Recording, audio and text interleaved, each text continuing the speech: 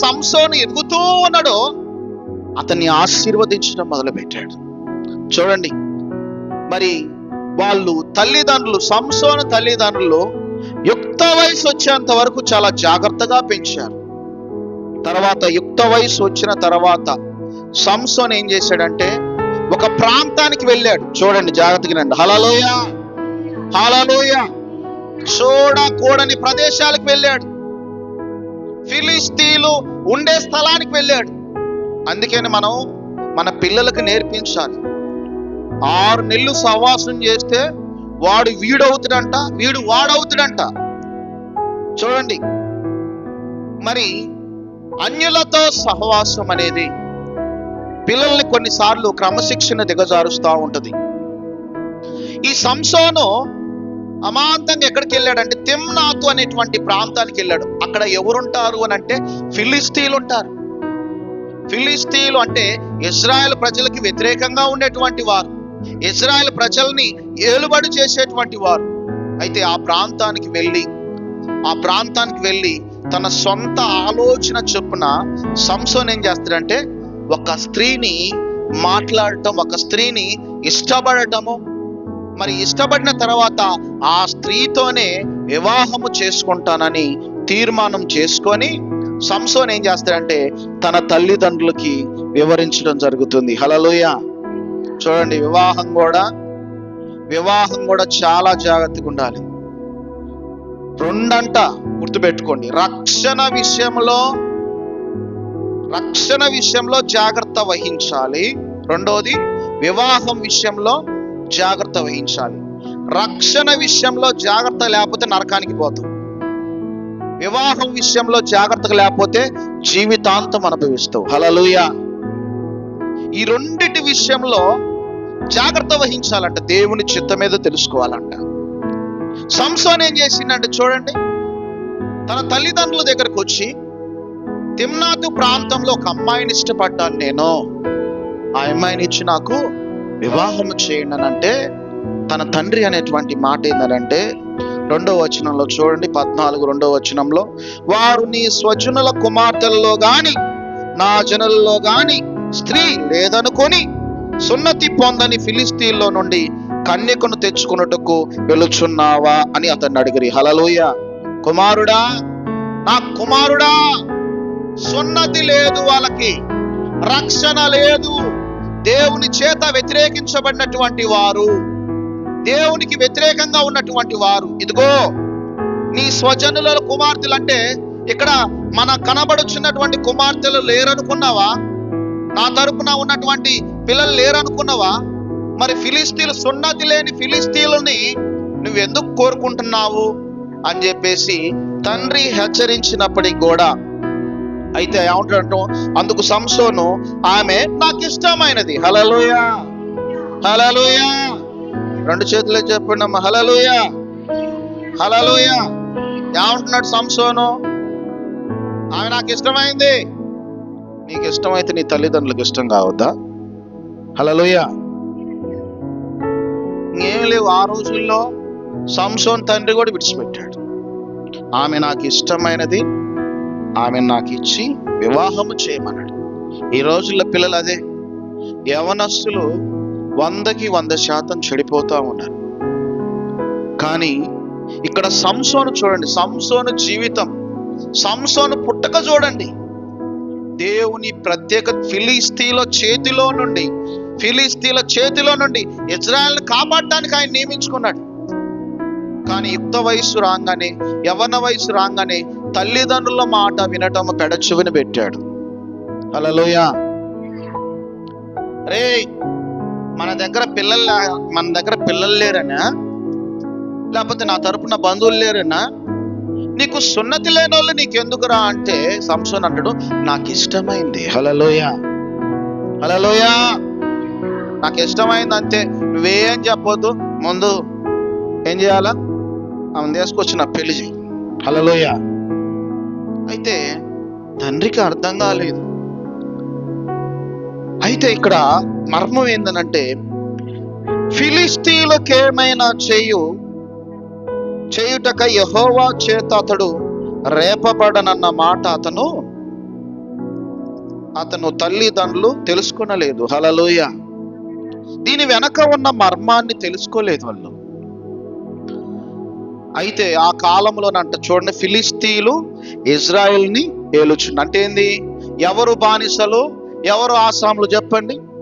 చెప్పాలి మీరు వింటున్న వాళ్ళు. ఫిలిస్తీయులేమో ఆసాములు, ఇజ్రాయెల్ ఏమో బానిసలు. అంటే ఏంది? ఎవరి చేతి కింద అణిగిమణిగి ఉండాలి? ఫిలిస్తీయుల చేతి కింద అణిగిమణిగి ఉండాలి. మరి ఈ సంసోను ఎవరిని ప్రేమించాడు? దొరబిడ్డలను ప్రేమించాడు. హల్లెలూయా, హల్లెలూయా. కానీ ఇక్కడ ఏం జరుగుతుందో చూడండి.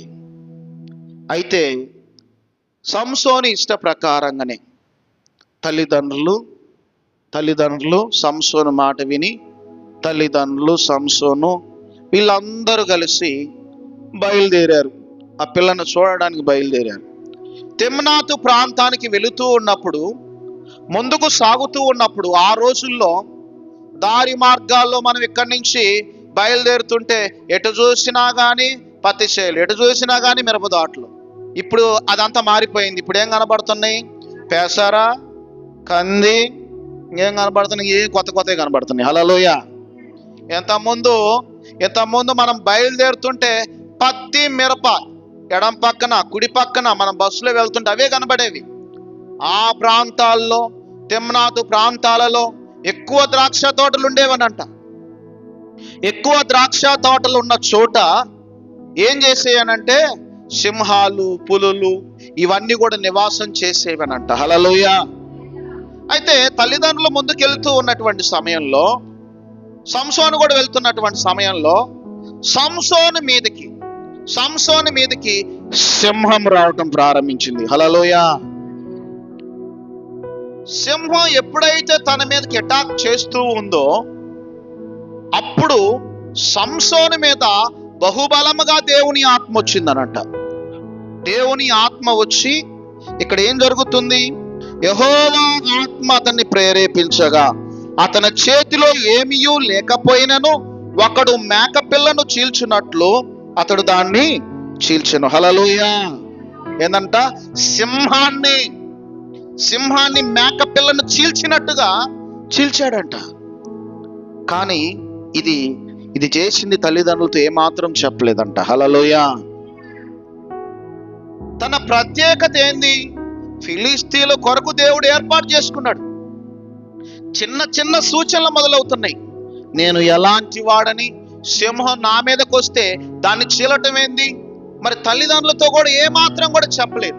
ఒకవేళ తల్లిదండ్రులతో వివరిస్తే, అరే నీ జననం ఒక ప్రత్యేకత, నీ పుట్టుక ఒక ప్రత్యేకత, నువ్వు దేని కొరకు నియమించబడ్డావో తెలుసా?